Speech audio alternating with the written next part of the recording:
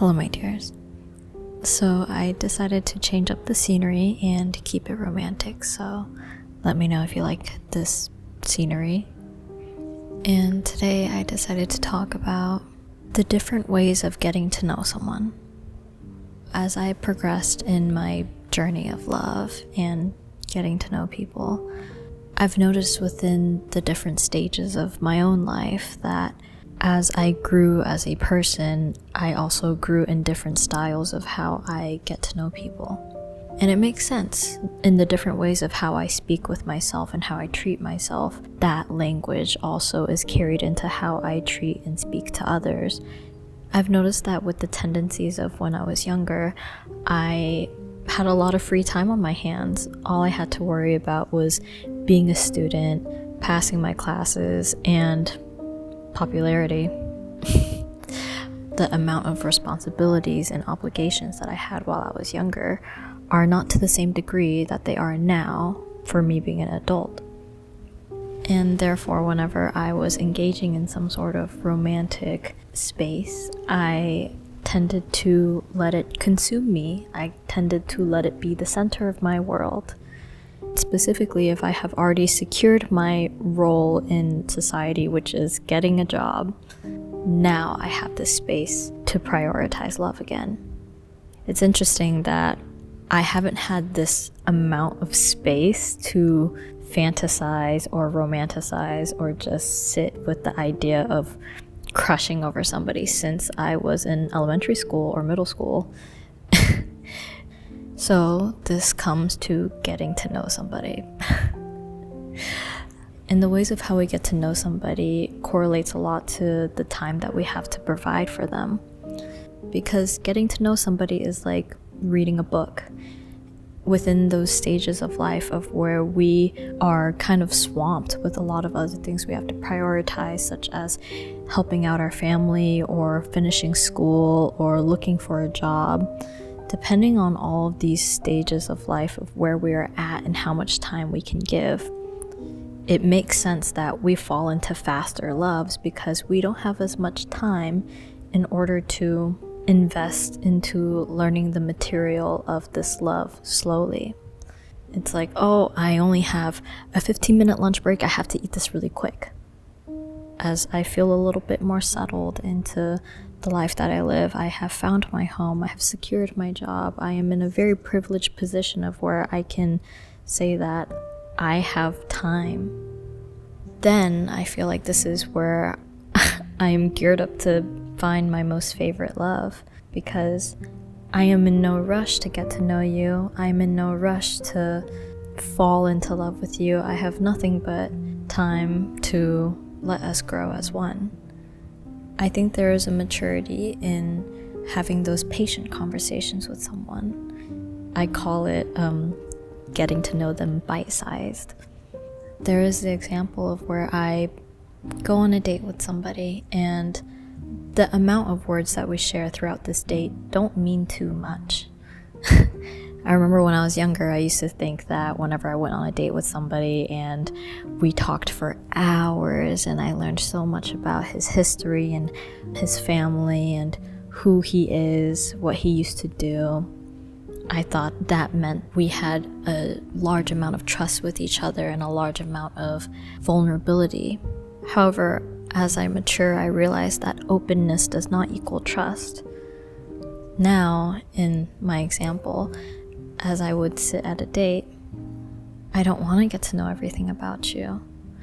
I don't want to know everything about your family. I don't want to know all of the hobbies that you did growing up. I just would like to experience you as you are at this very moment and just sit with you. As I sit with you throughout these times, I will get to know about your past. That is a given. You will get to know about who I am and what I used to do, but at this very moment, how about we just experience each other presently? I don't know when, but it was more so recently when I discovered that switch, because I used to very, very much value the hours of talking nonstop and the long conversations of such deep, deep concepts. But now I have belief that those deep conversations are inevitable. Inevitably, I will know the name of your grandmother. Inevitably, I will know your worst fear and your first memory. But at this moment, who are you? At this moment, do you treat the waiter with a respect that I would? At this very moment, do you check your phone while we are in mid-conversation? I believe that there are so many pages to read about a person when the book is right in front of you. Currently, I am a bit tired of having conversations of where I am reading old chapters of you. I'm reading old volumes and old books of you. I believe that that will come with time. I would love to read backstory and context about a book that I like. Similar to how you watch a movie. If you really like the movie, you're gonna watch the behind the scenes action of it. I guess now, getting to know a person bite-sizingly is me figuring out if I really like this movie. I hope this analogy makes sense.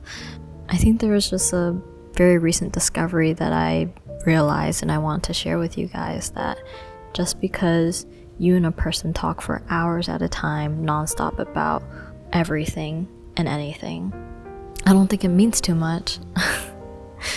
Call it a hot take, but I think anybody can have a conversation with you because, believe it or not, you are an interesting person.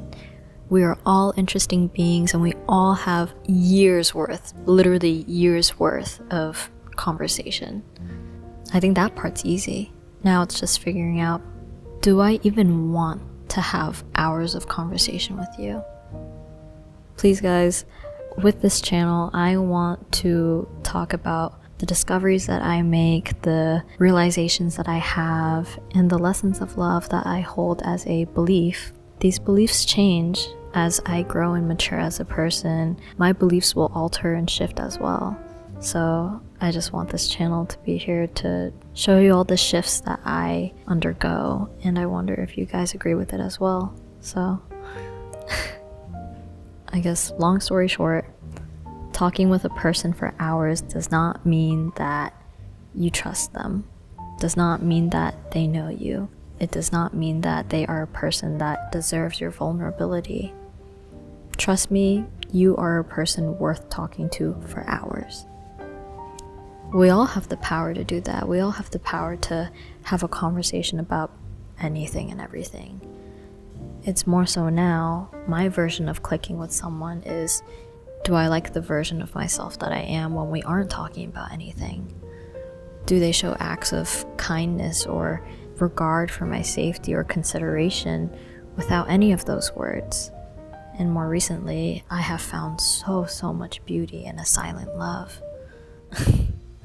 I had learned the lesson that there is so much more to love than just the words. If anything, words are necessary, but it's the quiet actions that just truly make it so unique.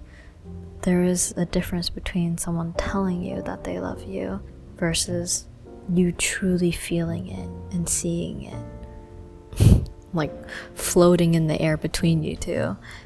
Words are awesome, words are great, but I'm ready to find that magic that floats in the air. Because that's the stuff that I write about in my poetry and that I find in my love letters. It's not the words that we've said to each other, but how vibrant the colors become whenever I'm around them. So yes, thank you so much, my dears, for speaking with me today. And I guess I'll announce it now. I am starting a second channel. It is going to be called For My Dears. Yeah, I'm really excited about this. I want to continue having my one-on-ones with you guys. But for my second channel, I would love it to be where you see a little bit more of me. I have been thinking about interviewing people that have been in 50-year-long marriages and talking about books that really changed my perspective of love. Same with movies, vlogging what a day in my life looks like, and maybe just having casual yaps when I can't sleep at night. So yeah, Stay tuned, but for my dears is in the works. Thank you so much, my dears, and I wish you a nice hot shower and freshly clean towels. Thank you so much, my romantics. I really, really appreciate every single one of you. Until next time. Bye, guys.